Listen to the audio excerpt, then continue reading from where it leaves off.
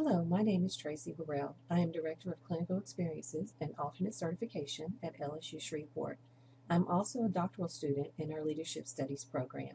This spring, I enrolled in ED 899 Internship, and I would like to share with you my experiences and my product for the course.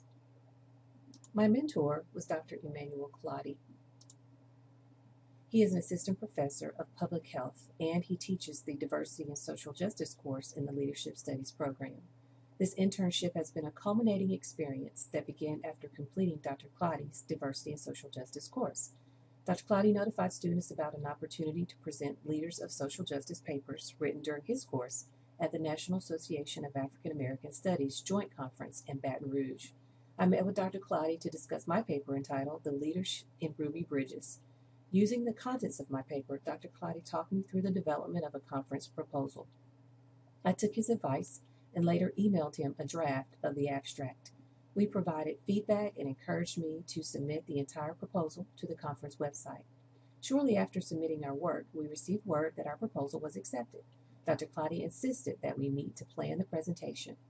During our time, he discussed the format of individual presentations, which followed the pattern of research articles: overview, research problem, knowledge gap, theoretical framework, discussion, conclusion, and future implications. Following his explicit instructions, I developed the presentation and sent it to him for feedback. We met a couple times to revise the presentation entitled The Leader in Ruby: Lessons of Self-Leadership for African American Adolescent Females. For the first time, I became a co-presenter alongside a university professor. After Baton Rouge, we were personally invited to present at the Association of Black Sexologists and Clinicians Conference in Fort Lauderdale, Florida. We followed the same procedures set during our previous presentation preparation: the abstract development and approval, proposal submission, and presentation design. Dr. Claudia set firm expectations, being careful not to self-plagiarize the presentation from the NAAS. We took the feedback questions collected during our Baton Rouge presentation and moved forward with our second presentation, Lessons from Ruby Bridges: Nurturing the Seed of Self-Leadership in African American Adolescent Females. With each presentation, Dr. Claudia encouraged me to incorporate my own story. Therefore, I connected our work to an active research project that my family has implemented since 2013. The project graduation model uses a variety of leadership theories and intelligence competencies to provide support and care for a small group of African American adolescent female relatives. A third proposal accepted for presentation at the International Leadership Conference outlined the project graduation model, which incorporated a similar theoretical framework as discussed in our Ruby series. Each presentation gave this work such power and potential for publication. Dr. Claudia frequently cast vision during our meetings, and the internship provided the platform to make such vision a reality. There's one more proposal that has been approved for a June slot in the ILA Women's Conference in New York. When Dr. Claudia returns to the U.S. in May, I plan to follow our personal approval system that has proven to be a success for the both of us. Through these experiences, I have met the 6 EDD program outcomes. I learned the internal systems of academia, university travel, grant funding for student support in the university IRB process, as well as the external systems of national conferences and professional journals. As for conference attendance and participation, I learned the art of networking, and I became familiar with the different presentation formats that presenters may request. I learned that there is a common organizational structure in professional organizations as well. At this time, I would like to briefly discuss the content and structure of our presentations, as this information is the substance of our manuscript. Our goal was to offer strategies for cultivating, nurturing, and protecting the seed of self-leadership in African American adolescent females. First, we address the problems and challenges faced with our target audience.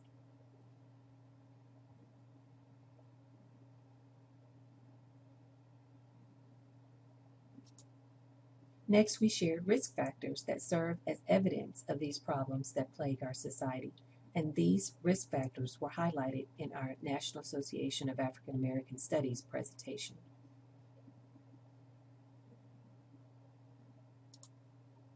In each of our presentations, we highlighted the knowledge gap that exists and discussed how Ruby's experience can be told to fill that gap.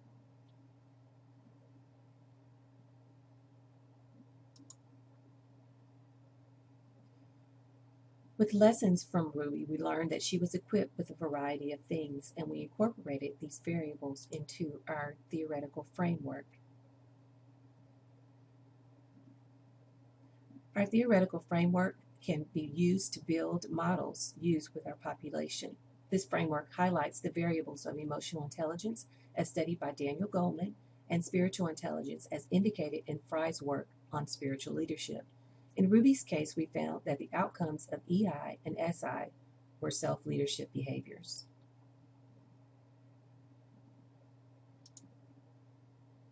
We stressed that Ruby's experiences and her response can be used as strategies to develop the whole child.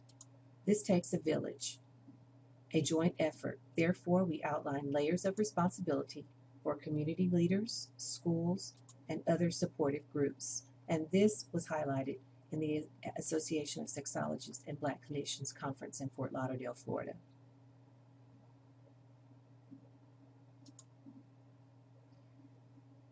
In the ILA presentation in Atlanta, we shared one example of how this framework used that we found in Ruby's experiences is currently being implemented in a personal case study.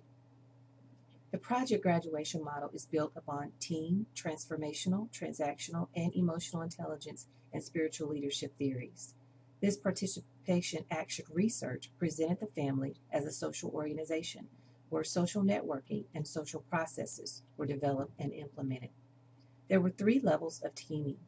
Parent teams frequently met to plan events and formulate goals. There were dyads of mentor-mentee relationships where the girls connected with a particular adult beside their parents. The last layer was strictly the girls' team. They conversed to plan events, collaborate on assignments, and etc.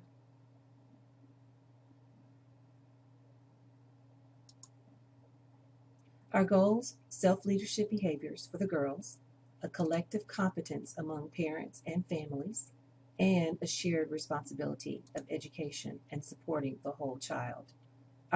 These were all lessons learned from Ruby's story. For the manuscript, we chose to submit to the Journal of Negro Education, a publication of Howard University. The historical significance of this journal is amazing, and we hope to be a part of its legacy. We will submit our manuscript as a commentary piece. We would like to make our June presentation in New York and collect feedback before we finalize the piece. Dr. Claudia and I have discussed formatting and content of the manuscript, and we hope to have a final draft submitted by the end of the summer.